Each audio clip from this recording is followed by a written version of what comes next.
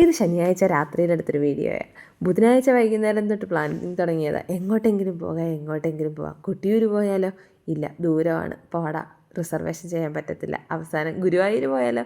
ഒരേ സ്ഥലത്ത് എല്ലാവരും സമ്മതിച്ചു. അങ്ങനെ ഞങ്ങളെല്ലാവരും ചേർന്ന് ഗുരുവായൂർ പോകാൻ പ്ലാനിട്ടു. 6:50 ട്രെയിന് കയറി 1:50 എത്തി. റൂമിലെത്തി കുളിച്ച് ഫ്രഷായി ഒരു ചായയൊക്കെ കുടിച്ച് കണ്ണനെ കാണാൻ ഇറങ്ങി. കണ്ണനെ കാണാൻ ക്യൂ നിൽക്കേണ്ടി വരുമെന്നാണ് വിചാരിച്ചത്. തക്ക സമയത്ത് പാസ് കിട്ടിയോണ്ട് ക്യൂ ഒന്നും നിൽക്കേണ്ടി വന്നില്ല. നേരെ അകത്ത് പോയി കണ്ണനെയും കണ്ട് തിരിച്ചു വന്നപ്പോൾ ഗജവീരനെയും കണ്ട് ഞങ്ങൾ പുറത്തിറങ്ങി. മമ്മിയൂരും പോയി നേരെ വടക്കുന്നാഥനിലോട്ട് ബസ്സിന് പോകാമെന്നുള്ള തീരുമാനത്തിലെത്തി. 2 മണിക്കൂർ യാത്രയ്ക്കൊടുവിൽ, 2 മണിക്കൂർ എടുത്തോന്നറിയില്ല, എങ്കിലും യാത്രയ്ക്കൊടുവിൽ ഞങ്ങൾ വടക്കുന്നാഥനിലെത്തി.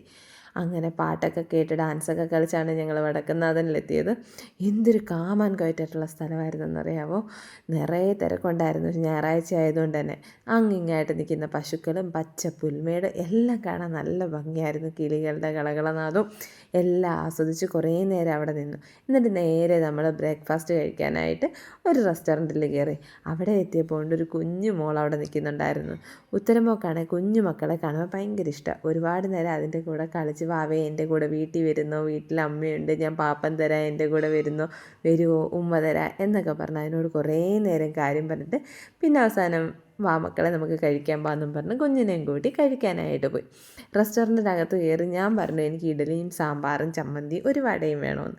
അത് കേട്ട് മോള് പറഞ്ഞു എനിക്ക് ഇഡലി വേണ്ട, 2 ഭൂരി മതിയെന്ന്. അമ്മയും അച്ഛനും എല്ലാവരും അത് കേട്ട് ഭൂരി പറഞ്ഞു. അങ്ങനെ ഞങ്ങളെല്ലാവരും കൂടി ചേർന്ന് ഭൂരിയൊക്കെ കഴിച്ച് തിരിച്ച് വീട്ടിലെത്തി. ഇന്നത്തെ വീഡിയോ അത്രയേ ഉള്ളൂ. Tata, bye bye.